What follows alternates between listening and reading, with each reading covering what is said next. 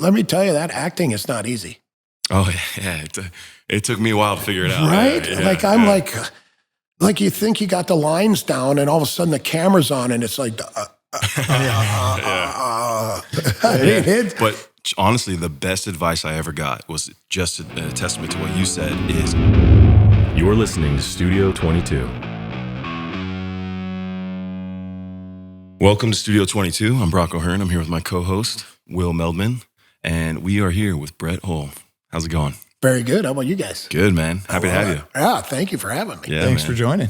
So I know we were just talking about, you just did your first movie, right? Yeah, I've done a few commercials, you Yeah. know, through my career, but this is the first motion picture, I guess you call it. That's awesome. Where'd you guys shoot it? Down in San Diego. How was it? Are you allowed to talk about it? Or I don't know, but I think so. okay. I mean, If not, we'll just I be mean, a black if I don't screen talk right here. about it, maybe no one will ever see it. So Well, there you go. There it's you the only way no one will ever know. But it was cool. It's Timu Solani and myself, you know, the great Anaheim Duck Hall of Famer. And so we kind of play just characters of ourselves. And he retires and buys a minor league team in California.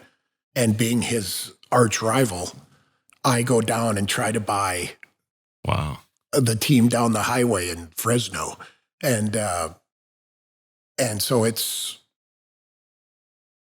just kind of us kind of, you know, I am me, and he plays kind of a arrogant, self-centered, I love myself kind of guy. And I'm just, you know, bombastic Brett that says 150,000 F-bombs during the movie. So, I mean, Sounds I was great. just telling the guy the other day, I go, Scarface would have blushed at the number of F-bombs I dropped during this movie. It reminds me of that film with Will Ferrell and Mike Ditka with like the kids soccer team where they bring in Ditka to bring the soccer Tigers coach. or something, the Mighty Tigers or something like that. That's great. fun. Yeah. Kicking and Screaming, I think, is the title, and then that's the team name or something. Yeah. I immediately went to the rivalry with Cobra Kai. I don't know why. Right? Just that feeling of just like them going head to head. Let's see. Maybe there's a Guinness World Record for most F-bombs in a film, dude. Maybe you'll get the record. Dude. Add it to the, Hey, you got to get famous somehow. There you go. Got to try for records. Absolutely. You do have a lot of records, that's for sure. Well, I don't know about that. There's Wayne Gretzky has all the records. There's always like maybe the record for seconds. Well, didn't Wayne say something about like if you had more open goal nets, then you would have passed him or something? Well, possibly, but he would have found a way to stay at number one. He's the king. When did you first get introduced to hockey? God, well, my dad, right, is a Hall of Famer for the Chicago Blackhawks, and so it was like basically when I was born. But according to my parents, I didn't really like going on the ice, and I think it was because my mom's a Malibu girl, California, and we would go there in the summer, and I never wore shoes. Right, I was always on the beach, just screwing around in the pool and the ocean. And when I would go back to Chicago with my dad to start the season, I didn't want to put anything on my feet because all summer was just bare feet, and so I hated it. And it took forever for them to get me into skates. So I don't think I even started skating till I was like 7, which seems still pretty young, but right. For a hockey player, it's kind of old, but it's Interesting. turned out okay. Maybe I had fresh legs because of that. Right. It reminds me of like barefoot golfing at Discovery Properties. Which really grosses me out. Yeah. I cannot, I played the other day with George Peros, right? He's the director of the discipline for the NHL. And, he's a big 6'6" Greek stud. And he's out there, he's got no shirt on and no shoes. And I'm just like, I'm looking at it and I'm like, God, I don't know. It's a barefoot. And it just kind of grosses me out. But plus, I don't think you can play golf without shoes on because that's why they make golf shoes. It is harder. You don't have the traction. Right. You got to sometimes it can help you slow your swing down because you don't have the traction. But Sam Snead used to practice with no shoes on. Oh, really? Well, that's what they say. I don't know. I've heard that story. I believe it. Yeah, I'm with you on that one. I'm definitely not a barefoot fan. Yeah. Even myself, I'm like, let me just. I need shoes, some sort of sandals or something. Yeah. I'm definitely a closed toe guy myself. Yeah. But actually, just a random funny story. My buddy used to wear flip flops all the time, and he was pulling up to the hotel. We were all a bunch of friends hanging out, drinking by the pool, and he comes in and he goes, "I just crashed my car." And this guy makes jokes all the time. I'm like, "What are you talking about?" All right, yeah, whatever. Get in the pool. Let's hang out. Whatever. And he's like, "No, I just crashed my car." He's like making a joke out of it. And then 2 minutes later, security comes and grabs him. And he's like, "Sir, we need you to get back to the scene. Come back out." His flip-flop got stuck under the gas pedal and he rammed over a tree stump and into somebody else's car. I was like, I'll never drive a flip-flop, so I'll tell you that much. Yeah, better bare feet than flip-flops. Yeah. Yeah, I agree with that. So as far as hockey goes, you got a hell of a lot of goals, man. Yeah. 741? Yeah, it's kind of scary. Like the year I got 86 goals, I felt like I scored every shift. Yeah. And Gretzky still had more than me at 92. And I'm like, well, if I feel like I scored every shift, he was like scoring in between periods. All right. I mean, it's just incredible the amount of goals that like 86 was incredible to me. And he's got 92 as the record. And it's just insane. Yeah. He scored 50 goals in the first 39 games. Jesus. I mean, no one will ever break that record. But you are in the 50-50 club, right? Like the 50 goals in 50 games? Twice, back to back. That's awesome. Yeah. That's cool. 50 and 50 and then 50 and 49. Oh, there we go. Yeah, that was awesome. A lot of fun. It would have been really cool. Not that I didn't enjoy it. I loved playing in St. Louis and all the other teams I played for. But if I could have had that success playing for like the Canadians or the Maple Leafs or the New York Rangers, now that would have been something. We're just kind of the quiet little St. Louis Midwestern team that no one really paid attention to. Oh, so like in a larger market. Yeah, wouldn't it have been something? I think all of it's something. This wouldn't have been my first movie, maybe. Oh, man. Did you like doing the movie, though? Yeah. I mean, when you're working, it's cool. Yeah. But sitting around is a beating. Right. I mean, it is just, yeah. I mean, you get there at 8 a.m. and all of a sudden you're having dinner at 8 p.m. and I'm like, what the hell just happened? Right. And you don't feel like you did anything. It's just like a lot of just. That was the first realization for me, like just being on a film set. It's like, okay, we're set up. Let's go. It's no, it's a couple more hours. Yeah, lights, shadows. And the director of cinematography, they're genius. Oh yeah. Like they'll just look and they'll go, "Oh, there's a shadow," and I'm like, "What?"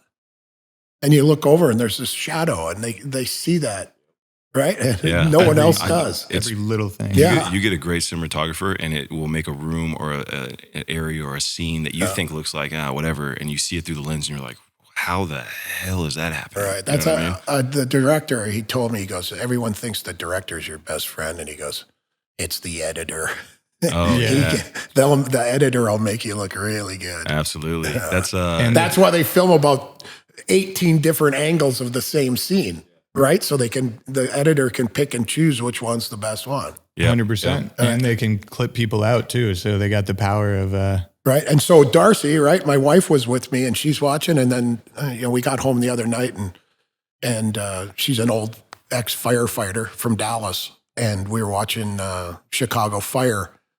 Oh, yeah. And she looks at me and she goes, wow, never really noticed. But now I notice all the angles that these scenes are filmed from. And I'm like, well, I'm glad you do because I still don't.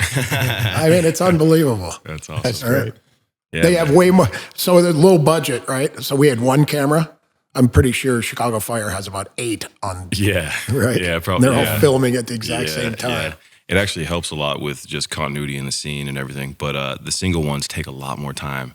I just shot a film like 3 weeks ago, and we had this huge fight scene in an octagon, and we filmed it for 3 days. And it like a Jean-Claude Van Damme kind of fight scene. Yeah, it was pretty like heavy. the lead singer of Journey. Yep. Yeah. Have you seen Journey since they got the new little Asian guy that? No. Well, he's the new lead singer of Journey, right? And he looks like the guy from Jean-Claude Van Damme movies. You know, the little guy that. You're kidding. He's like a little monkey guy in the ring, and he's. I haven't seen Oh, that's hilarious. Yeah, well, he's really good. He sounds identical. Was it to Steve Perry? Steve Perry, yeah. Yeah, the old, yeah. That's great. He was identical. San Francisco, I think. He learned to do it from YouTube. Really? wow. Yeah, it's unreal. Yeah, YouTube's a beast, man. Yeah. They would always do Journey songs. I think Steve Perry would do it like at Giants games, SF Giants baseball. He'd like be on the upper balcony and like lead the entire crowd. It was like, pretty cool. Absolutely. Yeah.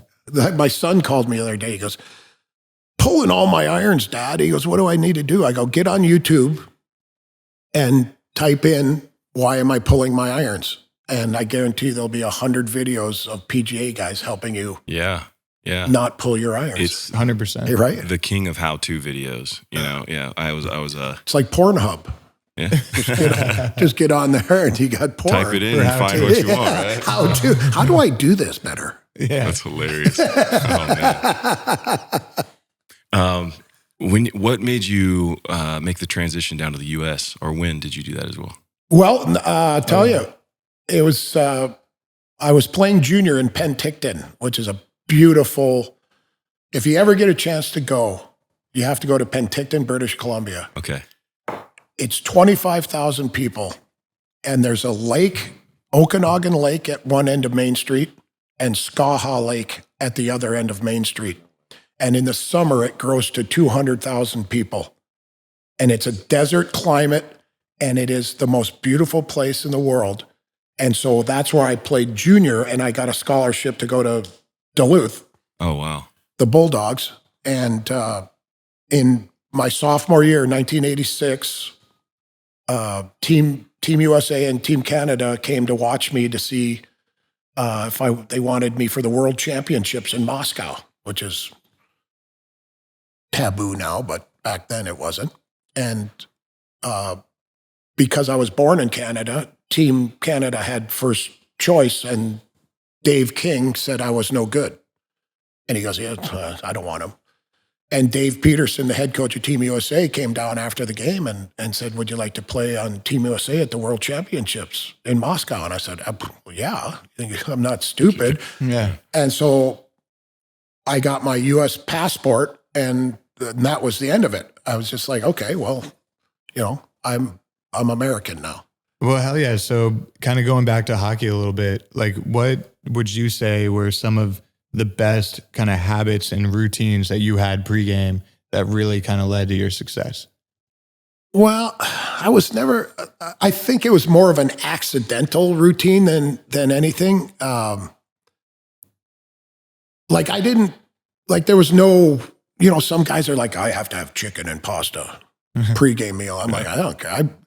If I got out there early enough, I'd go to IHOP and have an omelet and some pancakes. I could have spaghetti, chicken, steak. On the road, you get in a routine because every pregame meal on the road is the exact same from the hotel, right? It's pasta, it's chicken, it's steak, it's salad, it's ice cream, it's right. But yeah, at home, I was like, the earlier I could go to bed and have a little, hour and a half nap. And then as soon as I got up, I was like, I'm going to the rink. Nice. I just liked being at the rink. I just felt like it was a part of me, and the guys and sitting around stretching. I do a New York Times crossword while I was stretching. That was my real routine. Every morning I would do a New York Times crossword. That's great. While I stretched and had a coffee and talked with the boys, and then you'd go out early and shoot pucks before the goalies got out there, because that was my one thing was I wanted to see the puck go in the net. right? And so I just, with an open net, just sit there and shoot 100 pucks into an empty net, and you just got this feeling of seeing the puck go in, right? It's like my dad told me when I was a kid. He's like, "Don't see the goalie, see the net." Wow. And I'm like, yeah. So that's pretty good thinking. Yeah. Right? In line with that visual manifestation of your goal. I mean, no pun intended, but like literally like seeing it, knowing it, manifesting it, doing it. Right. I love that. Yeah. And so that's the way I learned to practice like it was a game, right? So I would watch guys on my team. They'd go in and they'd try to score every shot in practice. And I go, it makes no sense to me, because you think the goalies want to sit there and just get pummeled by pucks all day? So they cheat, right? They don't play in practice like they do in a game. And so what I would do is, okay, if I was here in a game, where would I shoot it? And I didn't care where the goalie was. Like if he just stood on the far post or whatever, I'd just shoot at his pads. Because when I'd get that puck in the game, without ever thinking, I'd know exactly where I'm shooting it, which gives you that split-second advantage over the goalie, Right. as opposed to getting it, stick handling, dusting it off, looking for your spot. Now the goalie's all set and ready for you. You're not going to score that often. Yeah. But if you can shoot it before he's ready and know where it's going, you have a way better chance of scoring. I love that. Like Right? knowing your spot and Yeah, just so- committing into it. Yeah. You know, they say like practice like it's like you're playing or whatever, but that's what it was. It was so everywhere on the ice in practice, I would shoot where I would shoot in a game. And that's kind of like in lacrosse. Like I was a crease attackman in lacrosse from 4th grade all through high school.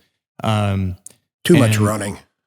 Yeah, a lot of running for sure. Yeah. Hockey, you get to glide. Glide around. As a crease That's attackman, though, you know, in lacrosse, offsides is crossing the midline. So I was like, I'm just hovering by the goal, cutting off ball. And it's really just about catching and shooting in that millisecond. Right. But it's very similar to hockey in terms of like knowing where the goalie you think is going to be. Right. So I like literally just catch it behind the back. Like goalie has no idea where the ball is. But obviously in lacrosse, it's bigger net. Hockey's it's a like very funkier shape with the taller. Yeah. Yeah. TP top and that. Or that's for like practice. Yeah, yeah. But it's like Is it a regular size in a game? it's like a rectangle during the game. Okay, Yeah, so it's yeah. not with the high point. They do that for practice where they you can turn a goal, you can flip it over, and then they usually do it without a goalie because it takes away the 2-3 quadrants up top, and it's like just the center, so you can like play like that without a goalie. But they do it a lot. Right. Well, it's like getting like guy throwing stones at you with that Indian rubber ball. I would never have been the fucking goalie. Right? I like scoring and not being a goalie. God. I love like hearing that routine though. Like just to put like a cap on that point, I love just like feeling it out and like doing your thing. And it's more about energy than it is about You kind of I don't know, it sounds zen-y, I guess, but you just absorb the game into you, and it's like you go out on the ice. And so I hated everything about hockey except for the games, like practice and meetings and travel. I mean, it was just, it's hard. But when you get that jersey on and you walk out and the crowd is going wild, whether it's at home or away, the greatest feeling was silencing the away crowd when you score on the road. It's just like a hush, right? Yeah. Yeah, I mean, that was it's the greatest feeling in the world, pulling that jersey over here and you're ready. Okay, now it matters, right? All the other BS, like having to talk to coaches, God, who half of them are moronic and don't even have a clue about the game. I'm like, luckily I got to play for a bunch of the really good coaches that were smart, but also played for a lot of idiots. It's funny you say that too about the hushing the away team, because when we were just at Game 6 for the Clippers, we were sitting there and obviously we're in the crowd. But every time that the away team, the Grizzlies would go to score, everyone's like, boo. Or Warriors, Grizzlies. Yeah. Yeah. But I was saying when the Grizzlies had it, so Yeah. You said Clippers. It's all good. I say Clippers? Yeah. I knew what you meant. Oh, I didn't even know I said Clippers. Yeah, that's hilarious. But yeah. But every time the Grizzlies would go to score, everyone's booing and trying to shut them out. And as soon as they score, it goes quiet. And all I was thinking was, are these guys like, are they getting off on them doing that, or do they like it, or is it like is it fueling the fire? You know. Well, some guys can handle it, other guys can't. Right? Like there's a bunch of players I played with that you could just see them, and it was just like, oh boy, this is way too much for that guy. Yeah. Wow. Right? Wow. And then there's, we'd go into Chicago Stadium in the early '90s in the old arena, and it was bedlam. If you ever get a chance to YouTube the I think it was 91 All-Star game in Chicago when we were in the Gulf War, and you want to hear an anthem and loud, and unfortunately I had sprained my ankle a week before the All-Star game, so I was there, but I didn't play. And that anthem, I would have given anything to be on that ice or bench during that anthem. It was, wow. You have to see it. It is the most incredible thing you'll ever see in your life. And, so it obviously wasn't quite that way, but you'd stand on the blue line for the anthem during Chicago Blackhawk games in Chicago. And you just look over at the bench and you just see guys that just be like, their eyes would be like this big, and it'd be like, okay, we're in trouble because half that bench is about to shit their pants. Did you ever see that in like defenders' eyes, and you're like, okay, I'm going to take this guy one-on-one? No, I wasn't that intimidating. No, but you're just more like feeling. Well, you could see it, like you watch when Gretzky and Messier and the Oilers back in the 80s. Oh, you could see it. Like it was like, all of a sudden, Messier had a full head of speed coming up the ice, and it was like, oh boy, watch out. Here's trouble. Yeah. Was there a favorite game or memory you have from playing? First game.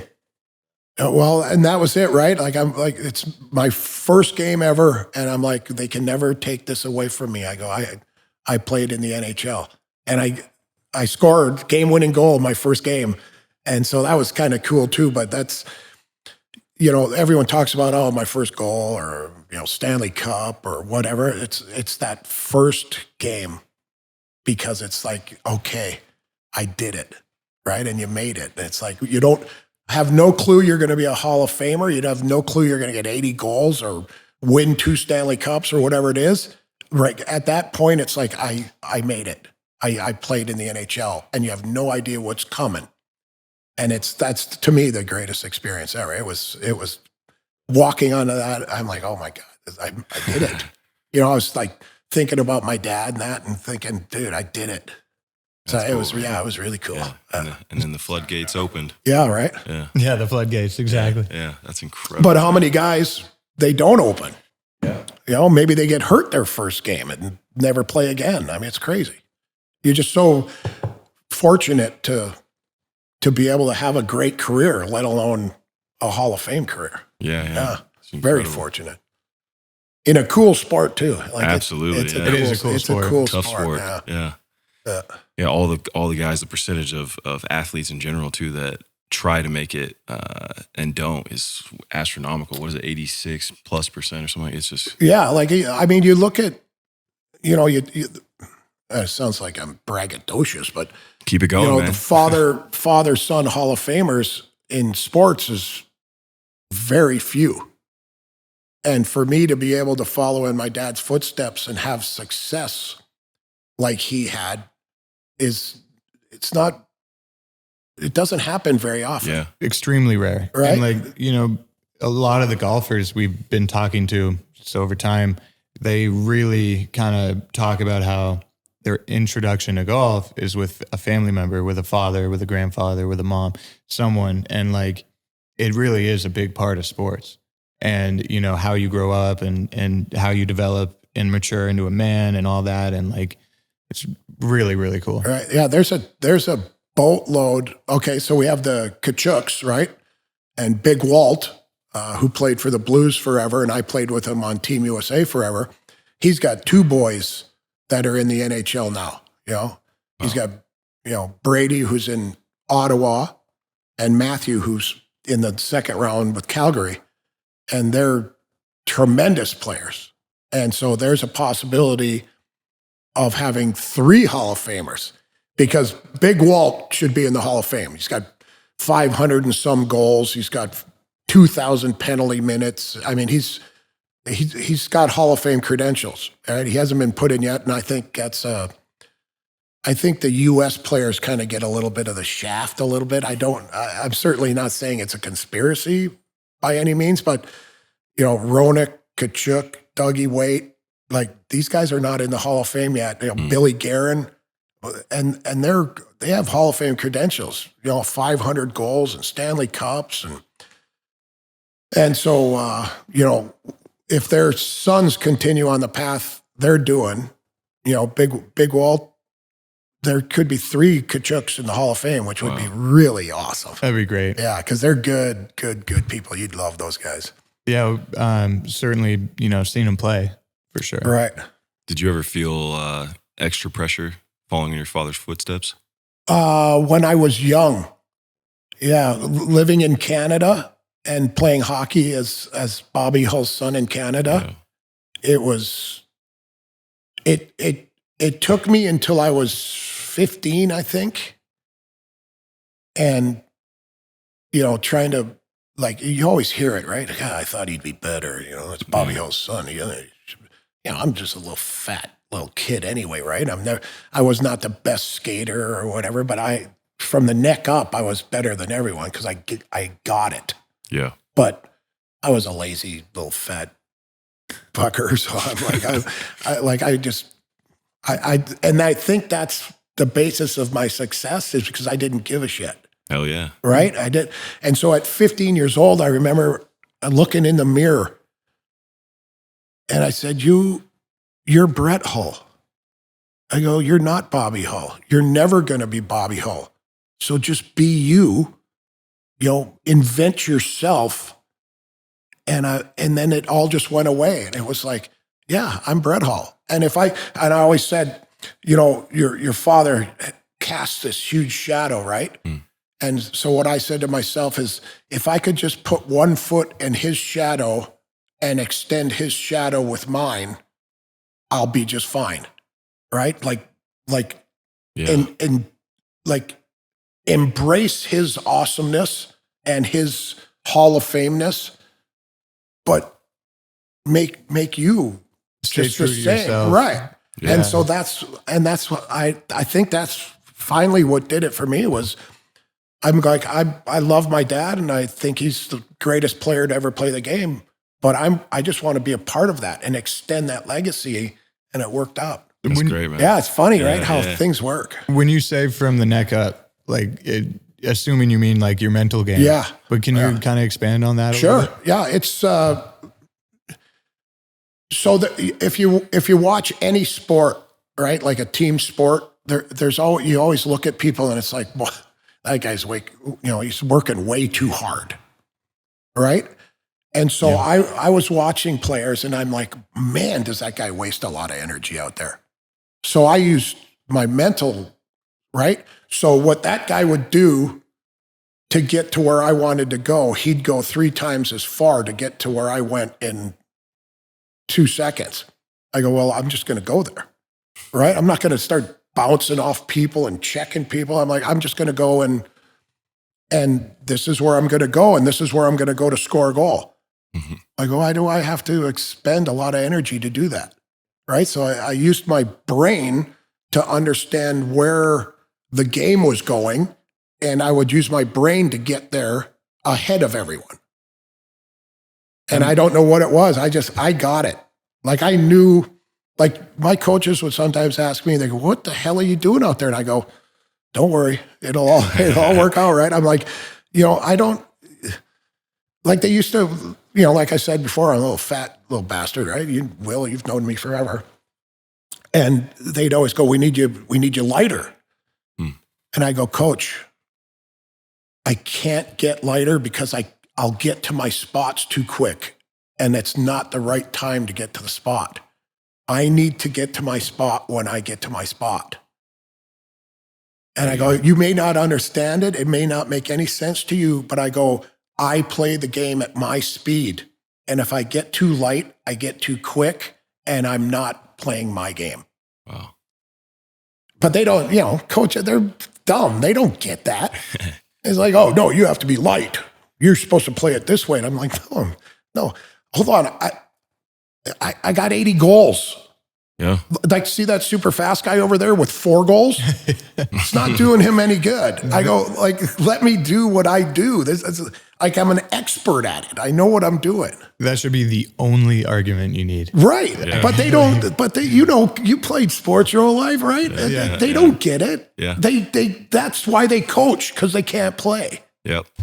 Well, it's a true testament to you knowing yourself, and self-awareness of like, look, this is what works for me. It's going to work, and it's going to make me a better player regardless. Even if it was a mental thing, who cares? Right. That's what worked. Do your thing. And it's going to make us a better team. Yep.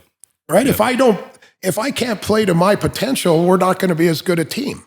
And it's really introducing a change. If something works, if it ain't broke, don't fix it. Right. So it's like, this is working. Let's go. Right. I had a coach, Bob Berry. He's a great guy. I'm not going to say he's the greatest coach ever, but he's one hell of a guy. And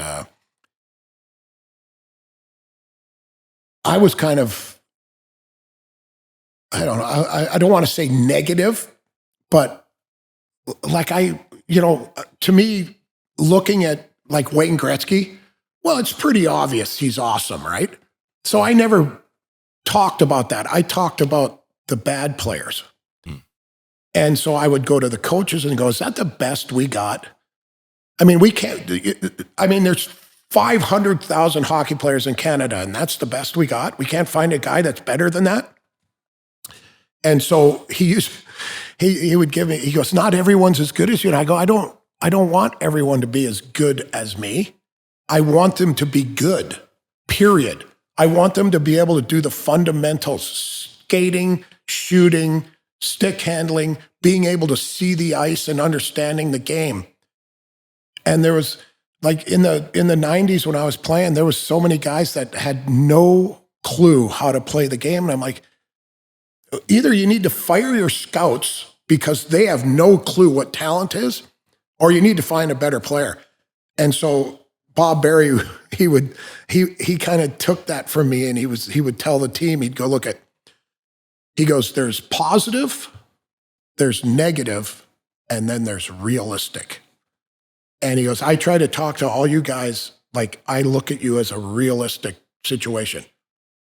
You're either not good or you're good, right? You all have your roles to play. And some guys, like some of the greatest players I played with were defensive players, right? They were good checkers. They knew what to do with the puck. They could stop an opponent from scoring, right? Not everyone has the skill set to just go out and score all the time, right? So there's a lot of different roles in a team. And so you knew like those guys were good, but then there was guys that were useless at both, like had no clue how to play. And it's like, how in the hell did you get to the NHL? Right. It's crazy. Yeah, it's all trying to improve your team, right? Right. And you take a look, like I did I'm doing on ESPN Plus, I'm doing Detail. Remember the Kobe Bryant? Yeah. So I'm doing it for the NHL, and I just finished this morning episode 2 with the Tampa Bay Lightning. And it is like when you get to watch it and break it down like that, it's like these guys are going to win their 3rd Stanley Cup because they are so well coached. They have such a high skill level, and they all work in the same direction. Like it is the most cohesive unit of players I've seen in my whole life. They are unreal. I'm really excited to check that out. I love that show. Yeah, it's going to be, and I'll tell you what, there's 2 series that you need to watch. It's Edmonton, Calgary, which is the awesome rivalry, the Battle of Alberta. Yeah. And then Tampa, Florida are playing each other in the next round. Oh, wow. And they are bitter rivals. Yeah. So it's going to be awesome. That's like 2 regional rivals. Yeah, right? absolutely. Yeah. Like just bitter hatred, right? And the fans love that. Is there nothing better than that? Nah. Love that. It's going to be unreal. You have to watch it. I'm excited to see your breakdown too. Yeah. Do you have a favorite rivalry that you've seen over the years? Well, I'm a huge sports guy, and I'm a huge, Yeah. I know you guys looking at me over there because I'm a huge Seahawks fan, right? You had the 49ers across the table, right? That's why you're over there and we're over here. Yeah, right. And, but I'm a Seahawks 49ers, Seahawks Rams. They're really good.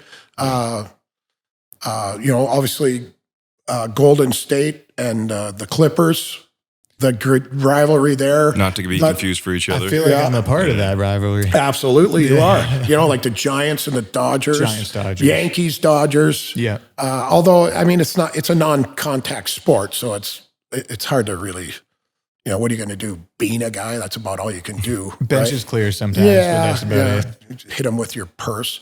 But the rivalries in hockey are unbelievable. Like the St. Louis Blues and the Blackhawks. And I mean, those are, if we could get a team down in Houston, Dallas-Houston would be a hell of a rivalry too. Yeah. So speaking of the Blues, I mean, so you obviously played for them and then won a Stanley Cup with them in management. No, Dallas and Detroit.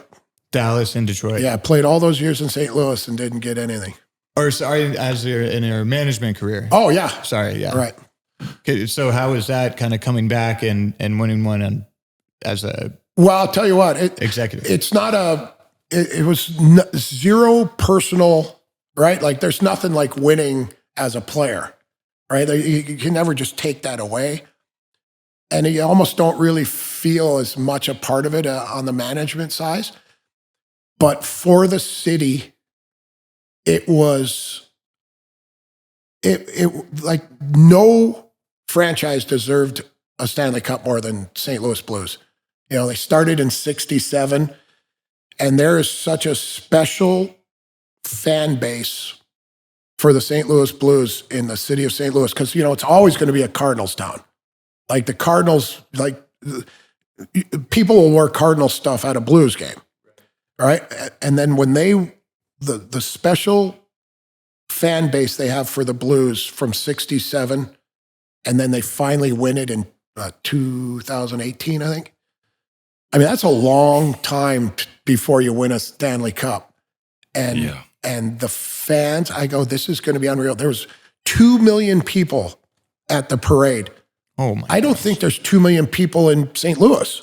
Wow. So for perspective, the Beta Breakers race in San Francisco is about 100,000 people, which is like one of the largest gatherings. 100,000 come in, so like 2 million, I can't even fathom. Right. Yeah.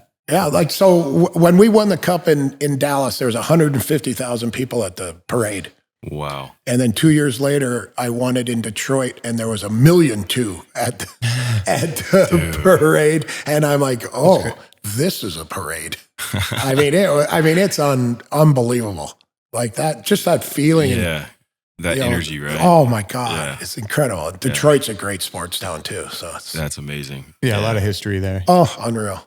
Yeah, it's hard to explain that feeling to people. Like, I mean, I am not a artist, performer, or athlete, but I've been on stage with friends in front of 100,000 people, and you're sitting here like, this is insane. I see why you do it. It's addicting. It's crazy. And then to have that, validation and reward after of, I can't even fathom 1.2 million people or 2 million people in one space. I have no idea what that looks like. We've gotten to be friends with so many country artists here since we've come to 4 years ago, coming to the Troubadour here in Nashville.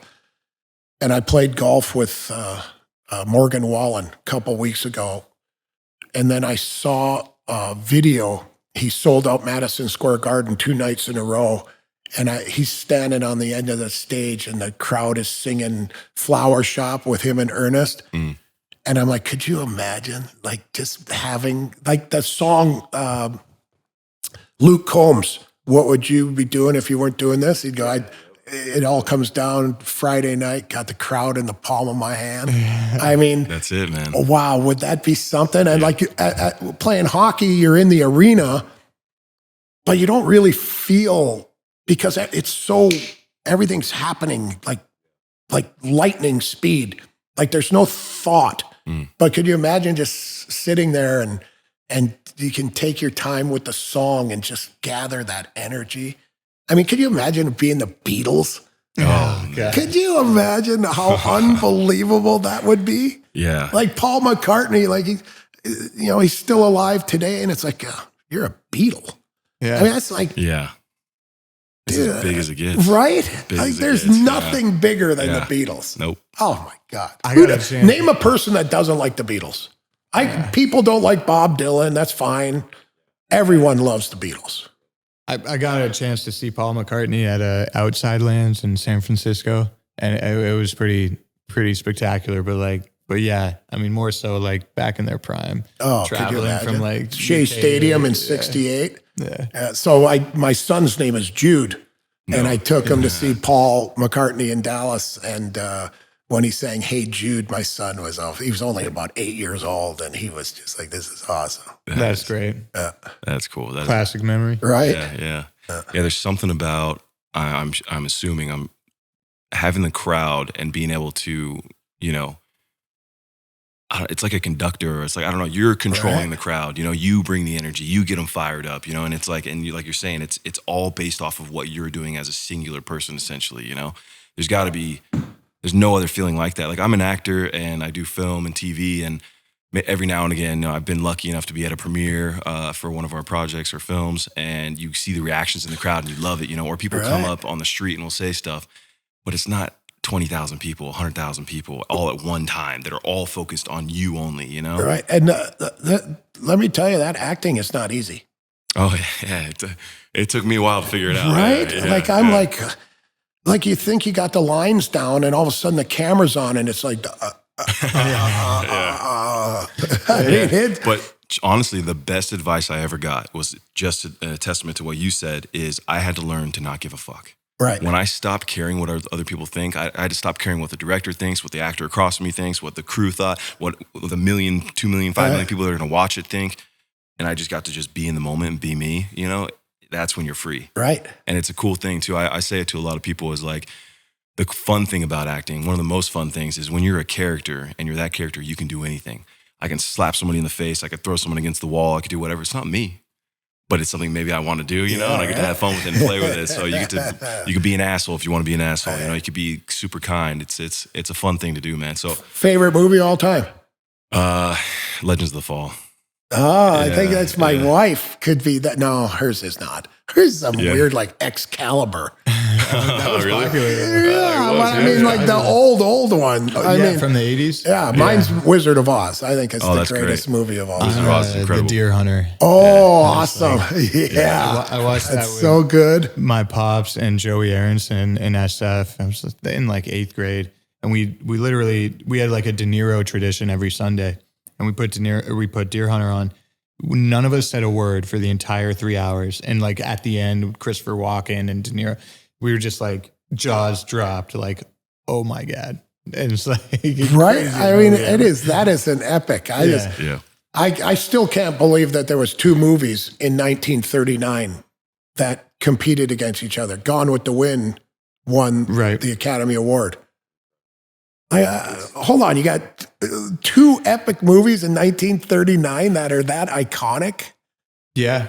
Like, how does The Wizard of Oz, I mean, I'm sure they won everything for like cinematography. It was the first color movie, wasn't it? When it went from black and white to color, when they got to the Yellow Brick Road. Yeah, like Technicolor. Yeah, there you go. I'd have to look that up, but that sounds right. Yeah. And a great story too. Yeah. Gone with the Wind was black and white. Yeah. Right? Yeah, it's true.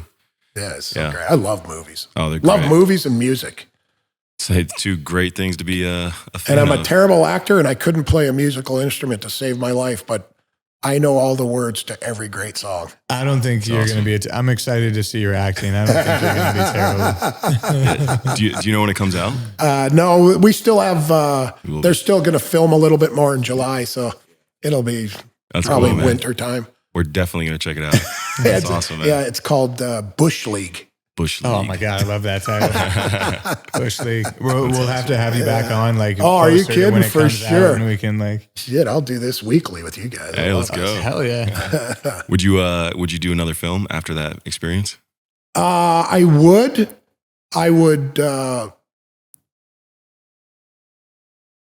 think it would be really like you have acted with like famous actors. Yeah. It's got to be intimidating as shit.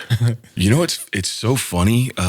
For whatever reason, before, I think when I was younger, first starting, my early 20s, I was definitely more nervous just of everything in general. Right. But then being with someone big, you're like, okay. Yeah, right. But now it's like I get more comfortable the more famous someone is. Because they make you look good, or I don't know what it is. Or... It's also knowing they're a professional, that they're going to bring all of it to the table, and you can play off them, right? And you can work with them, and it's just a different experience, I think. And then at other times, it's just like, you know, I'll be across somebody that, you know, it's their first time acting or something, and I'm like, don't worry. This is kind of difficult now, and it makes it harder. I guess maybe it gets easier when you're working with the greats, you know? Yeah, I would, if I were you, I would stay away from Amber Heard. Yeah. You know what? Good advice. Yeah, right. Yeah. Have you been watching that trial? Oh my God. Yeah. I just sit around and watch Fox News. So I'm good buddies with Brian Baumgartner. Okay. From The Office. Yep. And so I text him before I did the movie, and I'm like, hey, you got any advice for remembering your lines? He goes, yeah, read them. I go, yeah, that would help. Yeah, true. That's incredible. That is so funny. Yeah. The first tip I got early on from an acting coach, Susan Batson, she's incredible. Like Nicole Kidman, Oprah, like all kinds of people. Nicole Kidman, they say won't do a film without her. I don't know if that's true, but this woman is like 5 foot tall, wears 6-inch, you know, high heels, and she's a force, man. But she said, if you want to remember your lines, just read them, and write them. Yeah, that's what he said too. He said, if you have trouble, write them down. Yeah. Yeah. And one thing I think that helped me also too early on, because I remember first thing I ever did was with Tyler Perry, and this TV show I did with him. I had 80 pages of my own dialogue in one day. And I could not get through it, man. I was like struggling. So next season, same thing kind of happened. And a friend of mine who was also on one of the shows told me, record your lines or record the other lines, leave a space for yours and read them so that the spaces make sense. And then just do that over. And then you hear it. So that way, when you're acting across somebody, you have this auditory, you know, response that's just innate already. And then you say your lines and do your thing, you know, but, 80 pages, holy. Oh man, that's a lot. It was a lot. Yeah. Right? Could you imagine doing Shakespeare? Oh no, there's no way. What? I don't think so. No chance. Or two brute. Read Shakespeare. It's like written in that crazy creative way. Yeah. That's like you have to like read it very slowly. Yeah, it's like harder than Latin. Yeah. I can imagine. Honestly, oh my God. There's been a few things where it's either the dialogue is, you know, it's not something you would say typically, and you're like, how the hell do I get this out? Or a different language. I did a thing in Dothraki, you know, which is a made up language, but it's a real language.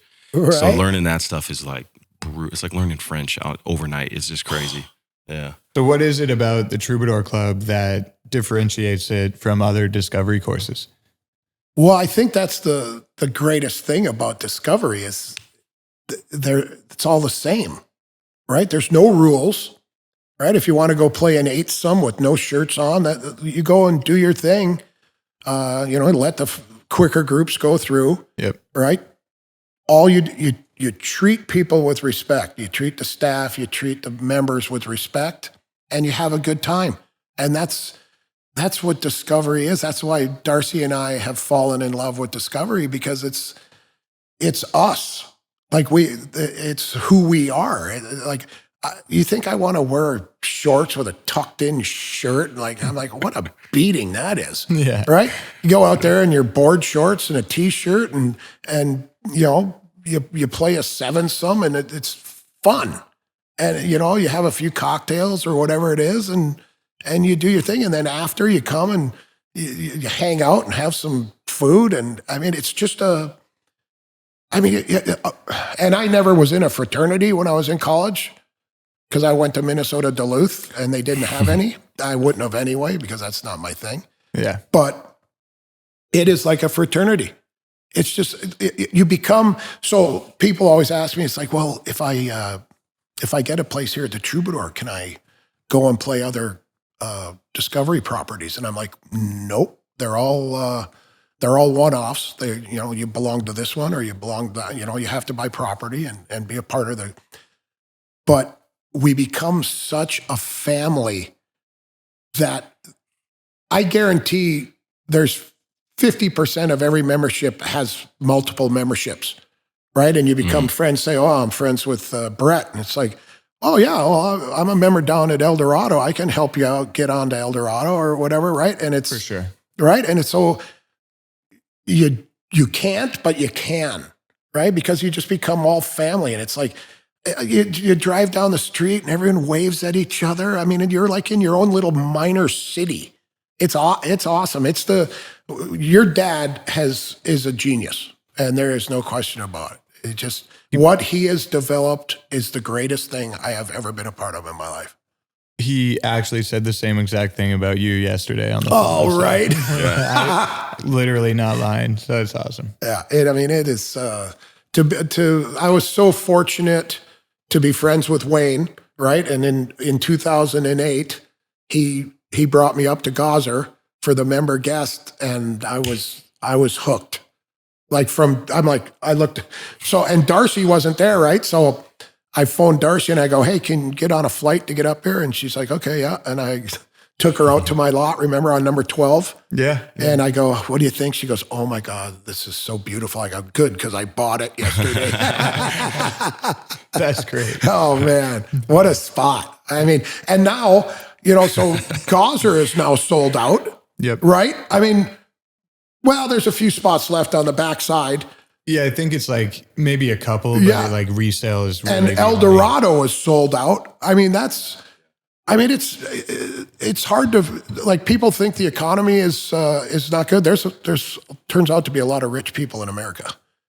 Land of opportunity. Yeah, absolutely, right? Yeah. It's like, and Discovery is like every single person that comes out to play the Troubadour, it's just like, oh my God, how do I get out here? I go, well, it's really simple. Just buy one of these little lots of dirt. Yeah. That's incredible. Right? It's so fun. I've been here 4 years. I played in Tracy Lawrence's charity golf tournament yesterday with Kid Rock and John Daly. And it was so fun. And it's just, everybody knows everybody in this town. It's an awesome spot. Oh yeah. Great decision by you, Mike Millman, to come here. I mean, there's so many people involved, right? I mean, from Tom Fazio getting his hands on the course, and then, all the people here. And it's just, to me, be first timer being, part of Nashville or being in Nashville and experiencing here. I'm excited to get on the course, and I love walking my dog down the street, and it's very peaceful. It's so dog friendly. I've got my little Nugget, my 25-pound golden doodle, and it's like, Nugget, like everywhere you go, it's like, Nugget, how you doing? Right? It's awesome. It's really great. Yeah. Hell yeah. Cool. How you feeling? Feel good. Me too. Yeah, we had I feel like this is like almost like what's the SNL skit with the two girls? There's like the coffee clutch or whatever it was. It's like, hi, how you doing? Oh yeah. Remember that? Thank you so much, Brett. That is my pleasure. We got to do it again. Absolutely. I will look forward to it. Absolutely. After your movie comes out, definitely. Yeah, right? Yeah. I feel like we could have talked for hours. Yeah, absolutely. Appreciate it, man. Thanks for watching Studio 22. Don't forget to like, comment, subscribe, and hit the bell. Thanks for tuning in to Studio 22.